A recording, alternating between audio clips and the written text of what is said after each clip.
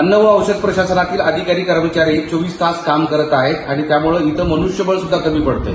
पूर्वी जेवढे सॅम्पल यायचे त्याच्यापेक्षा कितीतरी पटीने जास्त सॅम्पल इथे येत आहेत. तपासणी तेवढ्या झाल्यात आणि त्यामुळं कर्मचाऱ्यांना त्रास होतो आहे अशी थेट एक निवेदन मंत्र्यांना पाठवलेलं आहे. आता जाणून घेऊया की हे सगळे सॅम्पल तुम्ही आणले आहेत. ऍक्च्युअली तुम्हाला काय त्रास होतोय सध्या? बरोबर, आम्हाला टायमिंगचं बंधन नाहीये. टायमिंग जास्त टाइम सर्व्हिस करावी लागते. त्याच्यामुळे तो परिणाम एक दिवस झाला की दुसऱ्या दिवशीला सॅटर्डेला ऑफिसला येतोय.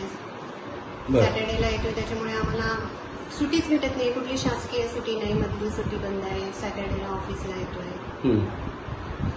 मग एका दिवसाला पूर्वी किती करायचे, आता किती करताय सॅम्पल?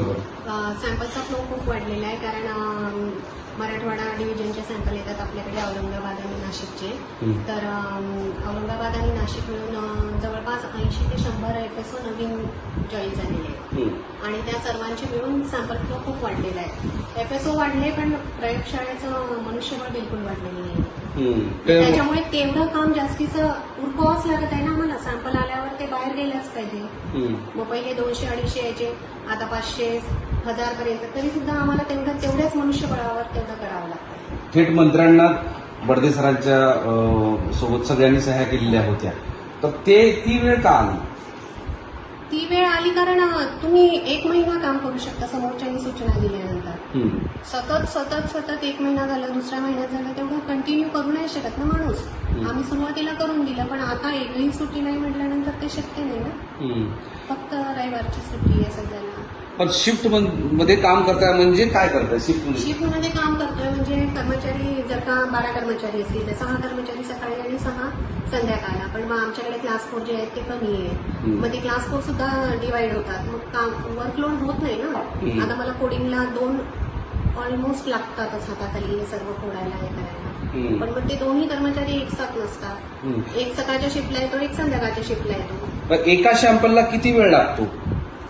एक सॅम्पल करायला जो वेळ लागतो ना तो तुम्हाला टेस्टिंग वाले जास्त चांगलं सांगतो. तरी पण अंदाज किती? सॅम्पल प्रिपरेशनचा वेळ असतो पूर्ण करायचा, कारण सोल्युशन्स बनवायचे असतात. त्याच्यानंतर ज्या पद्धतीची मेथड असेल त्याला मग प्रत्येक टेस्ट असतात वेगळ्या वेगळ्या. त्या टेस्टचा प्रत्येक टेस्टचा टायमिंग वेगळा वेगळा असतो. तुम्हाला जाळायचं असेल सॅम्पल त्याच्यासाठी ते सगळ्या प्रक्रिया वेगवेगळ्या असतात आणि त्यामुळे बराच वेळ लागतो. आणि अशी सॅम्पल खूप आहेत की जे या सॅम्पलमुळं या सगळ्या कर्मचारी अधिकाऱ्यांना सुद्धा प्रचंड त्रास होतो आहे. कारण सुट्टी मिळत नाही, कामाचे तास तर अधिक वाढलेले आहेत आणि हे सगळं करताना मात्र वरिष्ठांचं परत पुन्हा सांगणं असतं की लवकरात लवकर करून द्या. आणि त्यामुळे थेट या सगळ्यांनी थेट मंत्र्यांकडे धाव घेतली. आता बघूयात की काय होतं. कॅमेरामॅन आकाश आढावसह माधव सावरगावे, साम टीव्ही, छत्रपती संभाजीनगर.